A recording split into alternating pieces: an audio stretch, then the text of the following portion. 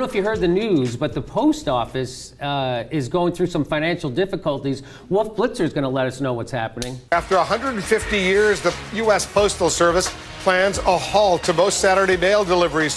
What it means for you. I'm going to guess it means I'm not going to get mail on Saturdays. Well, yeah, I like it how Wolf had to check his notes for the what it means for you. Yeah, he's like, Postal Service is stopping delivery on Saturday.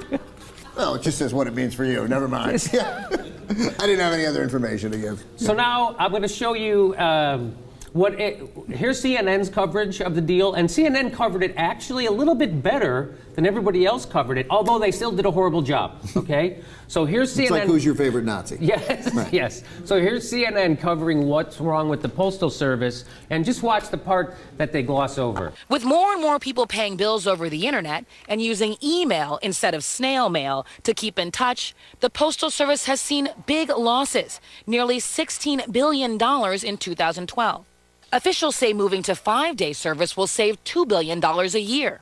A 2006 law requiring the service to prepay health care benefits for future retirees has added to the financial strain. The Postmaster General says Congress needs to help the service solve its money problems.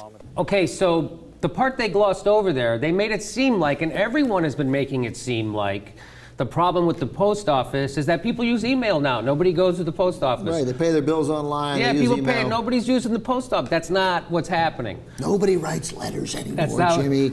I don't the know. Romance is gone. That's the problem.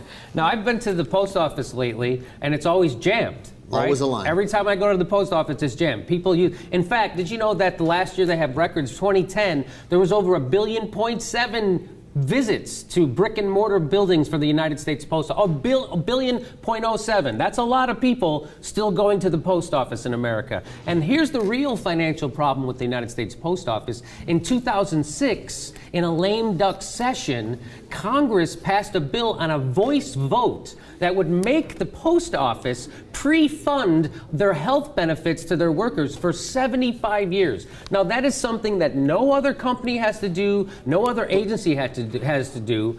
And basically what it means is that money that they put this bill into place to bankrupt the post office. When they put this bill into place, the post office had zero deficit, paid for itself, took zero tax dollars, and it worked really well. And the people who work there get a good wage. How could that be? In America, right? So that's the real problem. CNN glossed over it. Other people didn't even mention it. I listened to Left, Right, and Ridiculous today on fucking NPR, right? With they didn't even mention it. Even Robert Scheer missed this, right? He's like, yeah, people are emailing now. That's not the problem, okay? In fact, so then the CNN goes to a regular person, and here's what a regular person, to show you that everybody's in agreement here.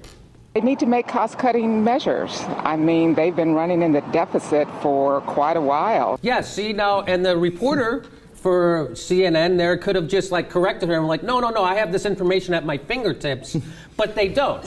She even mentioned it. She mentioned the law, but she's just like in her piece. In her piece, she mentioned it. She mentioned the law, but not giving any, because it's a significant part of the deficit. Yes. But but she's like, yeah, they need $16 billion, and there was this law passed that, as we're about to learn, accounted for, I don't know, 2/3 of the whole deficit. Yes. In fact, by the way, MOSs. When a reporter goes, I love doing MOSs, but only MOS means man on the street interviews, yes. Right? The reporters do all the time, you know, where you get the neighbor and he kills his yeah. family, and they're like, I never saw it coming. They're selling drugs. Yes. I never saw it coming. And then you go find people like, well, the post office. Who does she know? I mean, she could be the smartest woman in the world, but what the point of including her? I have no idea what the point. point. They love to do the man on the street, and it's like, oh, you know how super easy. I love when they do it, because how can I understand a complex issue unless I first hear from babysitters and bartenders? Totally, yeah. And see what they think about this. Here's an idea. You're the reporter. Find out the information. You tell me. Yes, that's not how news works, Ben. Nope. I don't know if you know.